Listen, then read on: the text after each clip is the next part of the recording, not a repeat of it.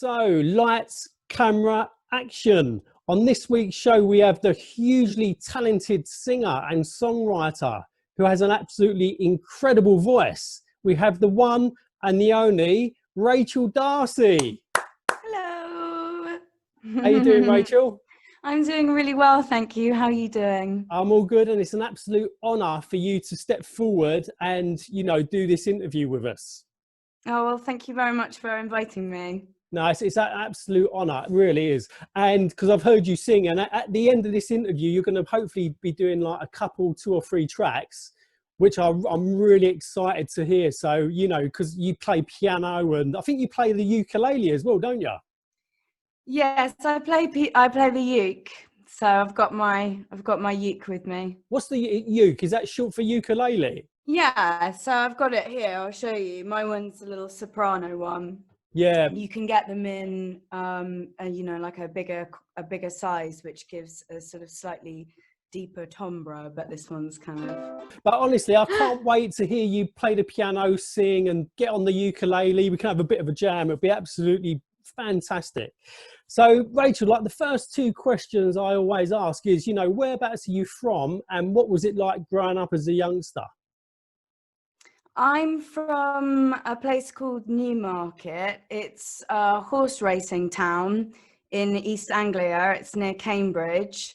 And everything there basically revolves around racehorses, even the cars in the morning when the racehorses are going across town to the gallops, the cars have to stop for them, which I think is quite cool. But it's a cool little place, but it's very much kind of focused on horse racing. So I was, grew up riding. My dad trains, so as when I was 12, I started riding out and riding the racehorses, and used to ride out for Michael Stout. So when I was growing up, my life kind of really revolved around horses, and I was always, fascinated by theatre and film, and really wanted to go to drama school, and kind of wanted to go to London, where I thought, I might find some answers to whatever it is I wanted to do. And is that what you done? Did you move to London, and did you go to theatre school? Yeah, I auditioned for National Youth Theatre, and I got in, and when they have this 2-week course, which is down in Greenwich, and so I went to that, and after that I thought, I don't really want to go back to Newmarket. Yeah, you like the buzz and the showmanship of London. Yeah, I just felt like if I wanted to develop my develop my creativity, I needed to be in a place where there was lots of different people to work with, and also I was going to be completely out my comfort zone, and have to learn the ways of a city, and I was from the countryside, so it was a bit kind of intimidating when I first moved to London, because I didn't know anyone, and I just kind of came on this whim after I finished this course. I thought, well, I'm going to move to London. And then got a job acting in a pantomime, which was really funny, because we went all over London, playing around in schools and working men's clubs, and it was just quite a fun adventure, but also at the same time quite difficult, because I didn't looking back, I just have no idea how I survived, because I was so naive. Yeah, you had your blinkers on. And also, yeah, exactly. I don't know. And also your parents must have been a little bit nervous for you as well, because I know for a fact that, if one of my kids went from this little nice town to the big smoke in London, I'd be really nervous for them as well. So it's good that you stood on your own 2 feet and, cracked on with it. Yeah, I think my parents were a bit apprehensive, but I think they thought I'd probably turn around and come back at some point, but obviously I never did. And Rachel, what music was you growing up on? What was you listening to? What was inspiring you in the early years? I was really captured by jazz, and from a really early age, especially singers like Billie Holiday and Louis Armstrong and Sarah Vaughan, and I remember hearing Julie London's "Cry Me a River," and I just, you know, I wanted to learn to sing like that, and I wanted to sing the you know, those kind of songs, and I just loved the lyrics and the instrumentation of them as well. It just seemed to transport you to this kind of glamorous world. So yeah, I was really influenced by jazz and also Chuck Berry. I loved listening to Chuck Berry when I was a kid, and I was a huge Beatles fan growing up. Oh, me too. Me too. Yeah. Yeah, huge Beatles fan. Would you say that kind of like your parents had a massive inspiration on you growing up with their musical choice? Because my mum and dad were mods of the late 50s and the 60s, so they was into all that, like the Bachelors, the Kinks, you know, the Beatles, all that kind of good music. So would you say that they had a bit of an influence on you? Yeah, definitely. You know, my mum and dad were always into their music, especially my dad. And, you know, he'd always be playing something in the car, or I remember, you know, him showing me Fats Domino when I was like really young, and just Wow. remembering that, you know, the melody of the da da da da da. I'm not singing it right at all. But yeah, I remember. You know the one I mean. Of course, of course. Yeah, I remember just my mum and dad showing me these great records, and then becoming really into, you know, that kind of music from the 60s and you know, from the 50s as well, and early rock and roll, and not really being that interested in, you know, what was in kind of the charts at the time, and actually going, you know, trying to seek out more stuff that was like you know, early rock and roll and jazz, and you know, looking through my mum and dad's records to find something good. And I also used to love Patsy Cline as well. Yeah. And you can tell, you know. But yeah, my mum and dad definitely really. Yeah, Sorry, I keep interrupting you. that's right. Yeah, so they had a big influence on you in their musical taste. Yeah, definitely. And then my taste in music was definitely been, you know, developed by by getting into music, because I didn't actually play an instrument until, you know, my early 20s. And then a friend bought me a ukulele, and I taught myself to play. And then I just worked with loads of different people, and that really kind of informed my music as well. I did a tour with the cinematic orchestra, and you know, the guys would be sharing their different music that they liked on the bus, you know, on the way to the next place. And so I learned a lot about, you know, spiritual jazz and people like Eden Ebbers with the song Nature Boy, and kind of got really into that through just working with lots of different people and sort of absorbing their musical taste as well. And of course, there's an amazing jazz scene in London, and particularly in South London, near where I live in Camberwell, Brixton. You know, the Prince of Wales on Thursday night, you've got Mark Kavuma and the Banger Factory, who they're just really incredible musicians, and they kind of rip it up there. But they have late night jazz there every Thursday, which is, and the musicians who play there are just incredible. So Wow. That's kind of really informed my choice of music, and just my style in general is just kind of being around that. Well, I'm really excited to hear you you know, do some tracks in a bit, which will be brilliant. But can you tell me about some of your, you know, your kind of early releases? Yeah, my first release was an EP called Dance for You, and it included 2 songs that I originally wrote for a TV show called Endeavour, which was quite early on, you know, and I'd only really been playing ukulele, I think, for about a year. And I was just, you know, I would just play as many gigs as I possibly could, and I took my ukulele with me everywhere, and anytime anyone was like, "Oh, can you play?" I'd be like, "Yeah, I'll play my ukulele." And have a little strum. Well, yeah, which must have become really annoying at some point. No, not at all. That's the beauty of a ukulele. It's so small and compact that you can take it anywhere. I've got a friend of mine who's a London black cab driver. He's got a ukulele in the front of his cab, and when he's got a passenger in or they're in traffic, he starts strumming the ukulele. Oh, really? Yeah. And Maybe I should. yeah, Maybe I should get in his cab and we can have a jam. no, you should do, because he also studied jazz as well. He's got like a jazz Oh, degree or cool. something like that. Yeah. Wow. Oh, cool. So yeah, he'd love a little like strum A on the little guitar. Yeah, it'd be jam. brilliant. Yeah, it's a good little instrument like that. You know, you can take Yeah. it everywhere with you. I've been kind of all over Europe with my ukulele.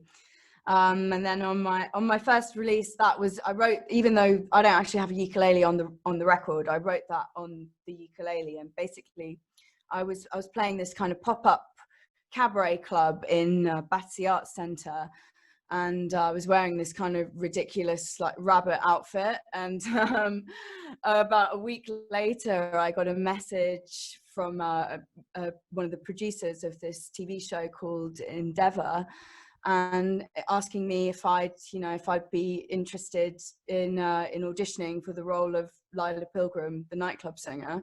And when I saw the script, it was kind of almost exactly like the scene that I'd been, the nightclub I'd been playing in. And originally they wanted me to sing, I think it was I See You in My Dreams and a couple of other tracks. But then kind of at the 11th hour, about a week before we were supposed to be shooting, they called me and said, oh, we can't get clearing for those tracks. And I'd actually really wanted to write something for the show as soon as I read the script and had a few things in mind. So just put them down and sent them over. And so they went with my tracks instead, which was really amazing. Oh, to great. kind of, Yeah. work with the director and the producer to kind of tailor something, especially for the TV show. So when I finished filming the TV show, I then rearranged those tracks, with a slightly different feel, and recorded that. And that was my first EP, Dance For You. Wow, I'm going to have to definitely check that out, without a doubt. And can you, Rachel, how would you kind of describe your style? I suppose it's kind of a deconstructed jazz with folk influence, and sort of has a singer-songwriter vibe. I love writing lyrics, and I like to kind of tell stories through my music, whether it's through a character in the song or whether it's through the instrumentation itself. And then so I guess it's kind of like a deconstructed acoustic jazz with the ukulele. Yeah. Nice. It sounds good to me. And also, what could I say? What influences you, in your lyrics and your songs? Is it kind of like everyday life? Yeah, definitely. And often a lot of just, things sometimes friends will say or family members will say, and you just think, oh, that's an amazing idea or lyric for a song. Or sometimes I'll be developing the idea for a song for quite a long time, and we'll be sort of testing it out in different writing situations, whether I'm writing with another artist or whether I'm just kind of jamming on my ukulele or trying to learn piano, and I try those lyrics to that. So I'll kind of develop a song for quite a long time before it will sort of become a song. But then sometimes you get lucky and you can write a song really quickly. Yeah, of course. And then others takes so long to write. Well, you never finish them. Yeah. You're a bit like OCD with it. And Yeah. is there kind of like a message as well in some of your tracks? I suppose that my latest release, Love Is Life, is definitely kind of a more positive outlook than my other tracks, which sometimes take kind of sort of like a dark, humorous view of life. So yeah, I like my music to be kind of uplifting and meaningful, and sometimes they tell like a funny story, like insert emoji is kind of, it's about sort of, you know, like that person at the party who 1 minute they're your best friends and then the next minute they don't want to talk to you. They're stabbing you in the back. Yeah, or just, you know. And then the Neon World Burns, that was kind of, is more, much more abstract song. I love that. I listened to that the other day, and that track was brilliant. I absolutely loved it. Oh, thank you. Yeah, I wrote that song a few years ago now. I was at the time I was doing a lot of gigs in Europe, especially Amsterdam and Paris. I did an artist residency at a studio there, which was amazing because I lived there and I just, you know, wrote all the time and recorded, and there were lots of musicians around to kind of collaborate and jam with. So it was a really creative time, and also before Brexit and everything. So I was really lucky to kind of, you know, be able to do all that, because I guess, you know, maybe in a year's time you won't be able to. And I was kind of going between Paris and Amsterdam on the bus, which takes about 9 hours. So I was just at the end of kind of one of these mammoth journeys. The place I was staying in Paris kind of it was in a place called Ivry, which is just outside of Paris, and it's quite industrial, but there's lots of artist associations, I'm not pronouncing that, but basically artist associations, and they take like an old factory building and everyone will pay in to the cost to be able to use loads of amazing equipment and studios. Yeah, it's really cool. Yeah, it's really cool. It's quite common in Paris and in France, but I don't know, I haven't come across it so much in the UK, but obviously it'd be great if something like that started in London, and hopefully it does, because I think the creative industries need all the help they can get right now. But when I got back from this mammoth bus journey, there was just this really weird red light kind of hanging over the railway tracks, which was right kind of behind the building. And I just wrote this poem called The Neon Well Burns, about that kind of journey and the idea that, you know, like this sort of, it kind of feels like we've got to a peak of, you know, industry and technology, and is any of it still sustainable? And it was just that kind of, that idea of the neon world kind of like crumbling and burning. Which it's an absolute maybe I shouldn't have written that song, because since then it's all gone a bit woofy, a lot of things. Yeah, it's all gone a bit dicky, all a bit pear-shaped, isn't it? Yeah. Yeah. But maybe I'll write a happy song now. And turn it around. Yeah. Anybody watching this interview, go and check that song out, because it's absolutely brilliant. I absolutely love it. Oh, thank you. And Rachel, would you say, you know, your music is a way to express how you feel? Yeah, definitely. I mean, more in the ways of lyrics as well. You know, like obviously you can kind of tell a story and have a message with a song through your lyrics. But also just, you know, singing itself for me just really connects me to something emotional and something that's kind of spiritual, I suppose, you know, that just kind of connects you to something else. Do you kind of like lose yourself? So when you're in the zone, you're kind of like, and on the piano or the ukulele, you kind of zone out and you kind of focus and switched on.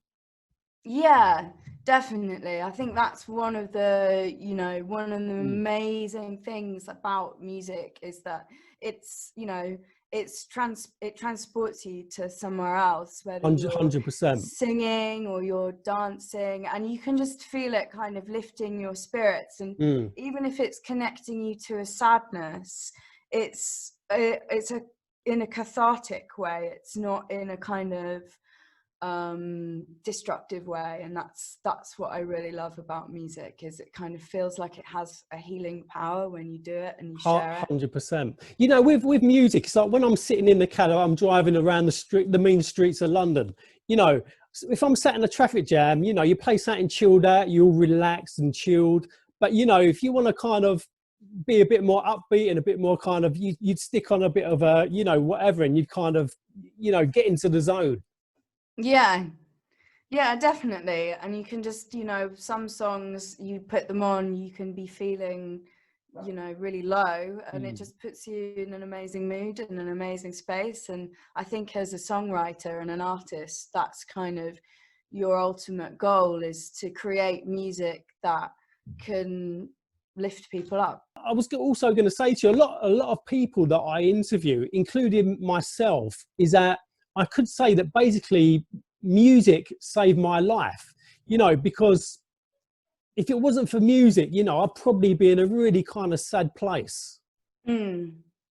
Yeah, I definitely feel that with music as well. I feel that not just as a way of kind of like uplifting and being able to listen, but also making music for me, you know, just completely changed my life. I didn't realize, you know, until I was in my 20s that I wanted to make music. It just totally changed my life because it gave me, you know, a purpose and a focus. I was no longer kind of flailing around trying to find what I wanted to do, because I knew what I wanted to do, even though it was hard. And, you know, it's with music, it can be hard, but it didn't matter because I knew what I wanted to do, and I love it, and it inspires me. And also I think with music now, as an artist now, you have to be really industrious and really motivated, because you know you have to do everything for yourself. And I personally find that quite an empowering thing. And even though it's difficult to learn about some of the other business side, it's really important that you understand it and know it, and it gives you power to know about it because you can move forward. So yeah, for me, music really changed my life. It just gave me a purpose in life, and has taken me away from some dark situations as well. Being able to focus on music has pulled me out of some tricky situations.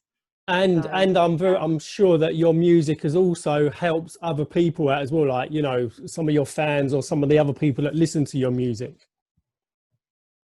I hope so. That would be amazing if it has, and I'm really happy that if it has done that. And you know, I hope to continue to do that by making more music and sharing it. And then also, I think with live performance as well, when you're performing to someone, it's like an exchange of energy. It's like being put on an energy battery or something, and an emotional energy battery, and you can kind of feel each other charging up. And so yeah, I hope to continue to do that.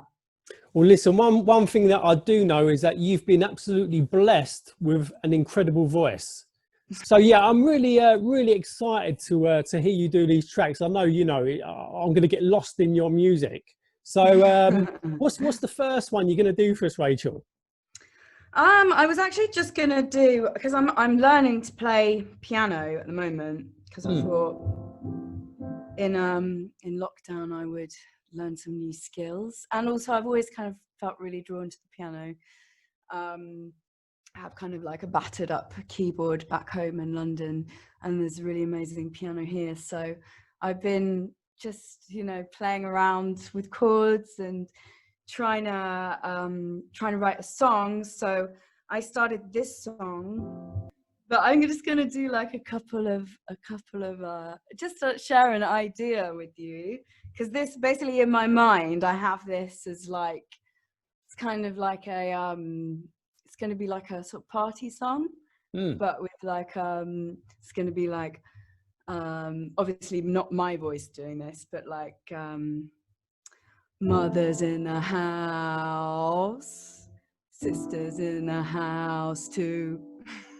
We got fathers in the house. Yeah. We got brothers in the house too. And then it's going to be, the whole wide world is dancing in the house of love. And when the sun comes up, we'll be dancing in the house of love. And then like I need a big chorus for it of like, of love. But, I'm not going to do that. I'm not going to do that. And then I've got another little bit for it. Don't believe in hell or heaven above. I know we're just creatures all needing love. The whole wide world is dancing in the house of love. And when the sun comes up, we'll be dancing in the house of love. Something like that. Of love. Oh, it's lovely, Rachel. Thanks. Yeah, so I just thought I'd share that with you. Those dulcet tones are lovely. Thank you.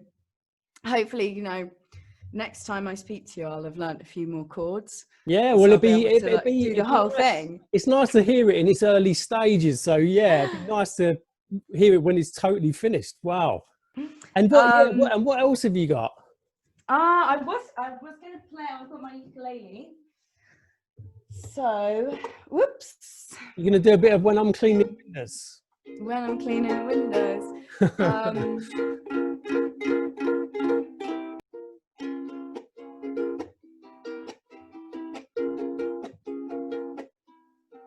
going to do a kind of lo-fi version of it.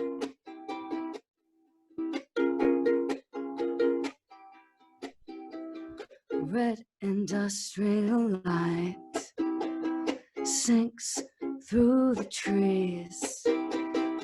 Neon world burns. Neon world burns.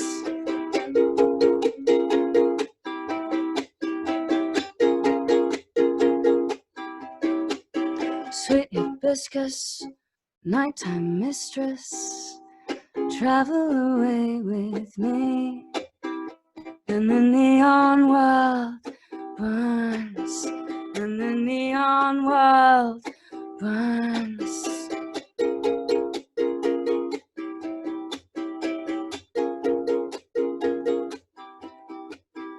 And all the pretty horses carry away my sleep.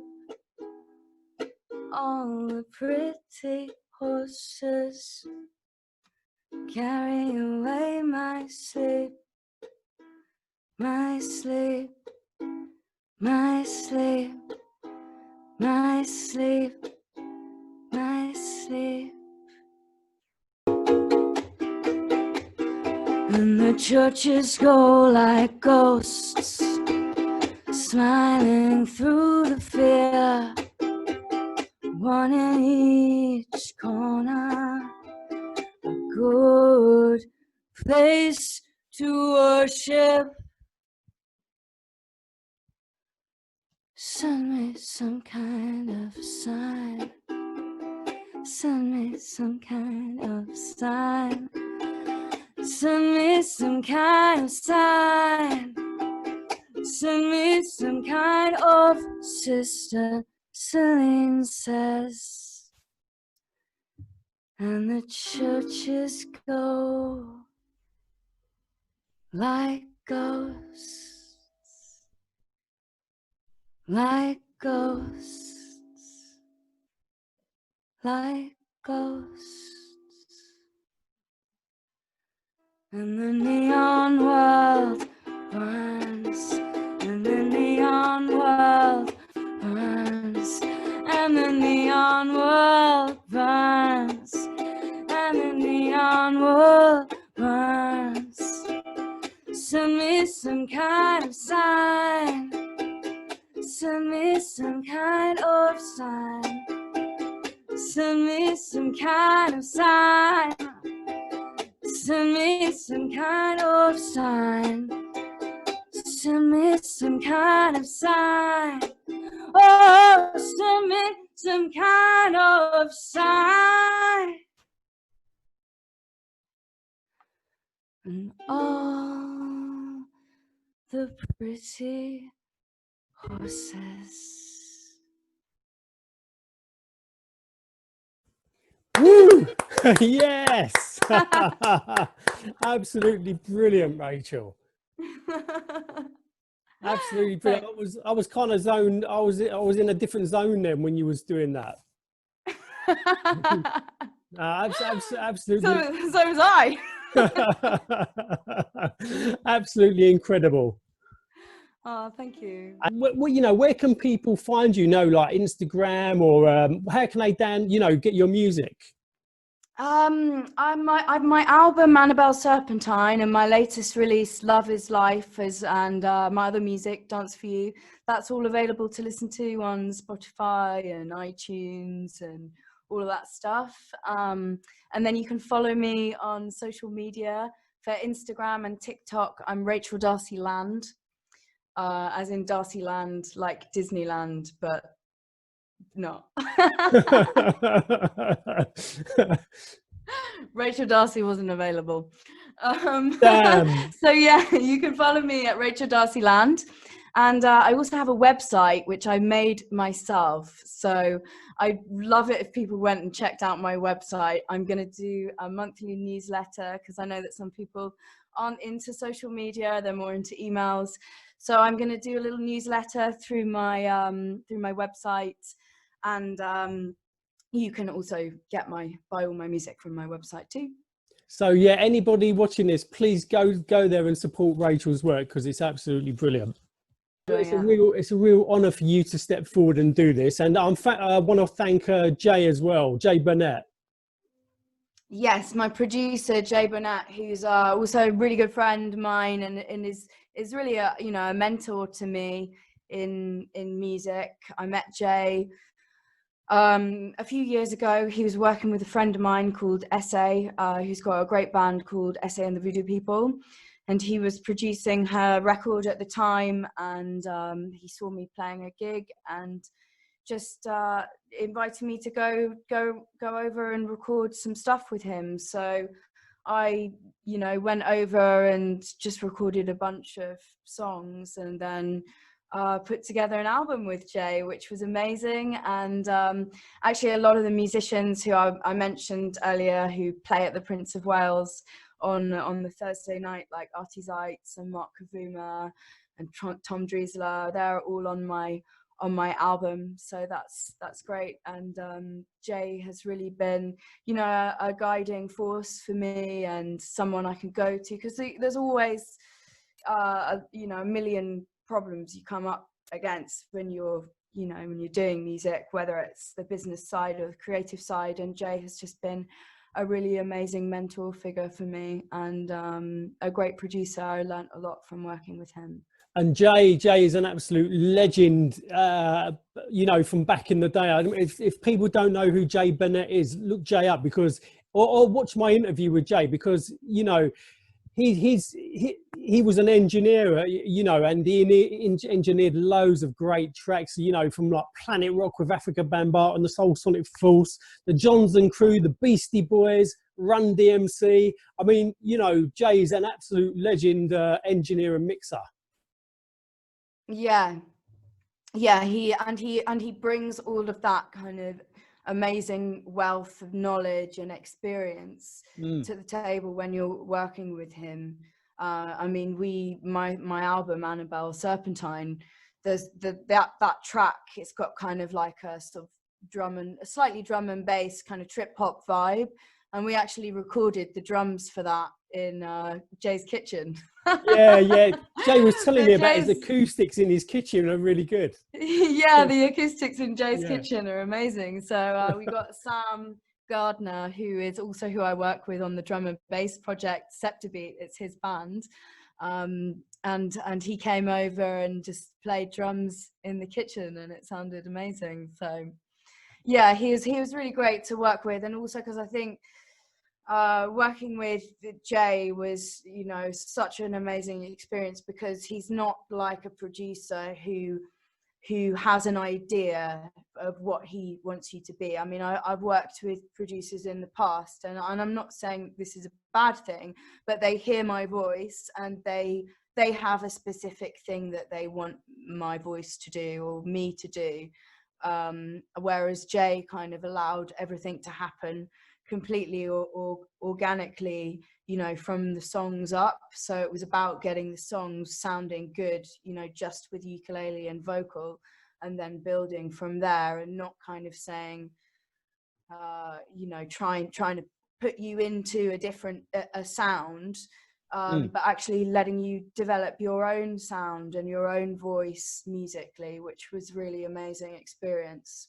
Oh, without a shadow of a doubt. And a big shout out to Jay Bennett. Yeah. Hey, Jay. Yeah, Jay, I'll tag you in on this. But listen, Yeah. Rachel, honestly, it's been a real honor interviewing you. I mean, what an absolute, you know, beautiful soul and beautiful music. I mean, you know, Oh, thank I'm you. blown away again, you know, by the talent. Let's talk about, quickly talk about your album. That'd be great. Yeah. So I made the album it took, I wrote the music for the album over a couple of years. A lot of it was written when I was, you know, going backwards and forwards between Paris and Amsterdam, and just on this crazy nuts adventure, you know, playing gigs all over Europe. And someone would say, oh, do you want to come and play this festival in Germany? I'm going down, I can give you a lift. And I'd be like, yeah, okay.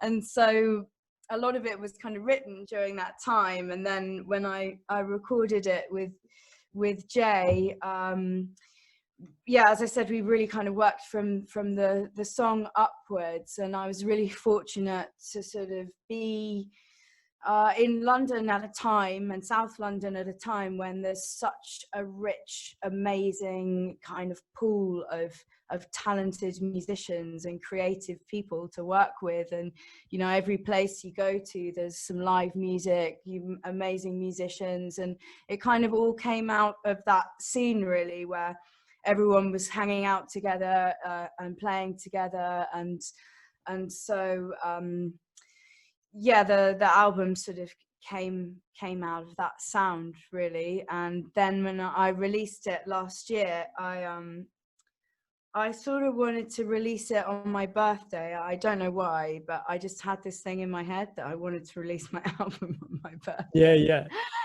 I didn't think about, you know, releasing. I focused all my attention on making the music. And then I kind of just released it without thinking of all of the other stuff that goes into a release, which I did this time around with my Love Is Life single.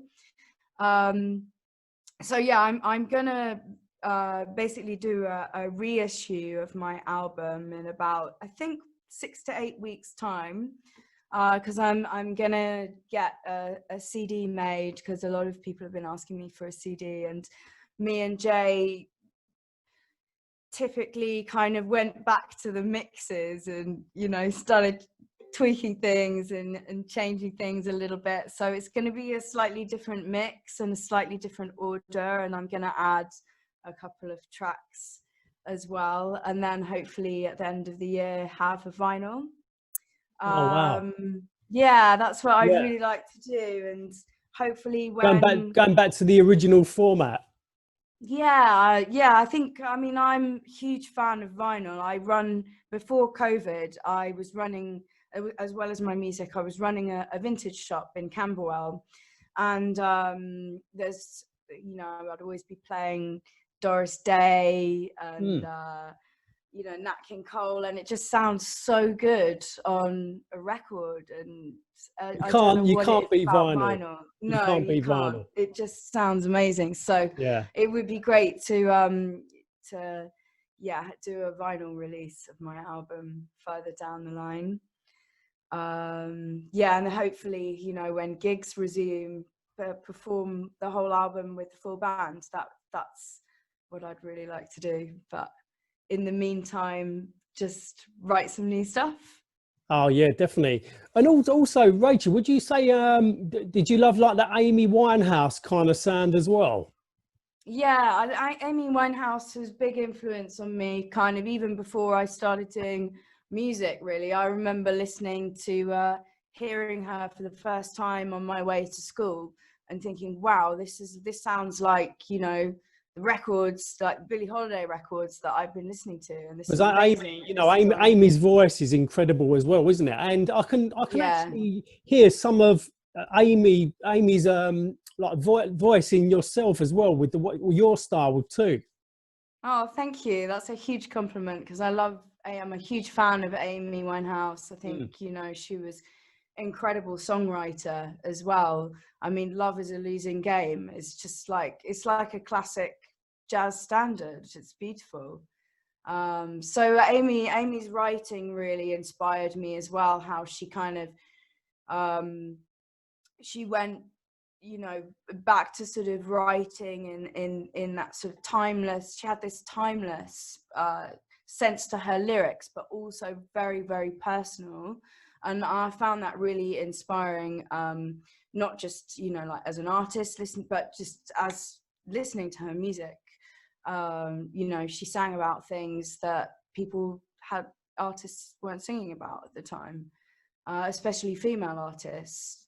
So I think she's a huge influence on many artists, not just me, and just a real shame that she's not still here today to be, you know, producing more work, because I'd love to know what Amy Winehouse thought of coronavirus. Mm. Yeah, I know, and Uber as well, because her dad was a black cabbie as well, black cab driver in London. Yeah, But yeah, yeah, big RIP to Amy Winehouse as well. yeah. And thanks for inspiring, you know, so many artists and other musicians, and opening the door for, you know, female singers like myself. Yeah. Well, listen, what can I say? Rachel, it's been absolutely an incredible interview. I mean, you're such a huge talent, you know. Thank you. Well, listen, Rachel, it's been absolutely brilliant. I could sit here and talk to you for hours. It's been absolutely brilliant. Thank you, Steve. Thank you so That's much for that's inviting me no, to it's been a real honor. I take my hat off to you, and it's been a brilliant interview. And anybody watching this, please support Rachel's music. Thank you very much. Would you like me to play you another song? Yeah, of course I would. Of course. Just thinking what song. I'm gonna play play us out. Play us out. I've never had this before. Play us out on the interview. yeah, this is like the end credits.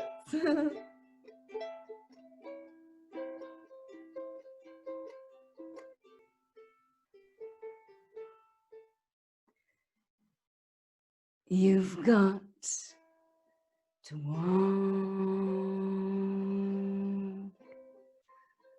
that lonesome valley. You've got to walk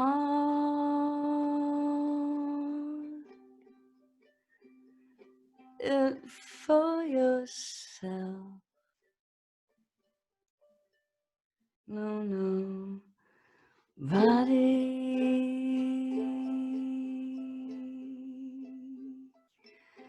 can walk it for you. You've got to walk it for yourself.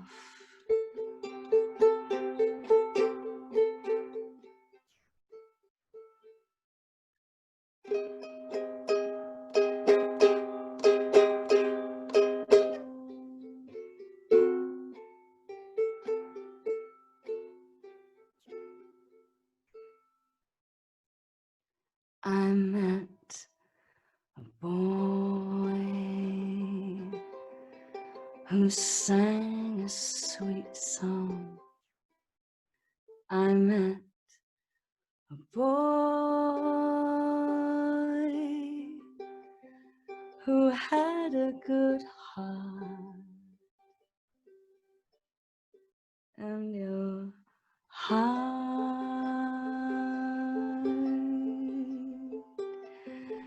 gives me shelter from the dark.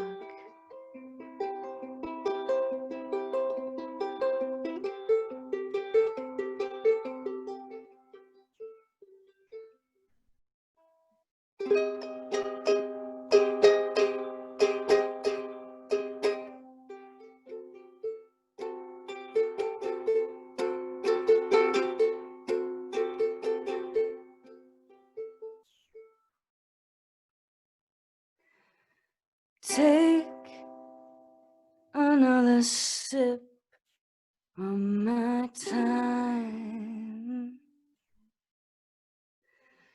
Take another sip of my time. Take another sip of my time. My time. Our time.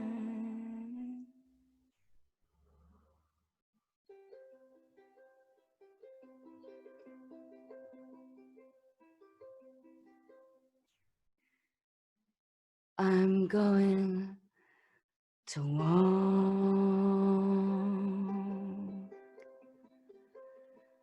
that lonesome valley. I'm going to walk it for myself. No, nobody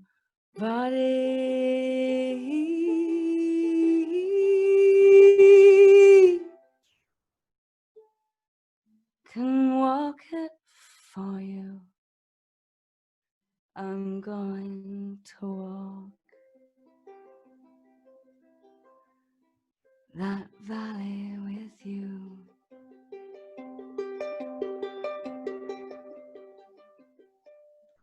Wow, what an ending. Absolutely brilliant, Rachel. Thank you very much, Steve. Thank you so much for having me. Thank you so much. I was properly in the zone. Wow, amazing. Absolutely incredible. Listen, you listen, stay blessed. Thank you so much. And thank you so much for having me on your show. Oh, no, I thank you. As I say, I'll take my hat off to you. Absolutely remarkable. Brilliant. Absolutely stunning voice. Thank you very much. All right, all the best, Rachel. Thank you so much, Steve. And I hope that I see you in real life soon at a gig. Yeah, without a doubt. You've gained a new fan. And hopefully many more as well. Amazing. Thank you so much.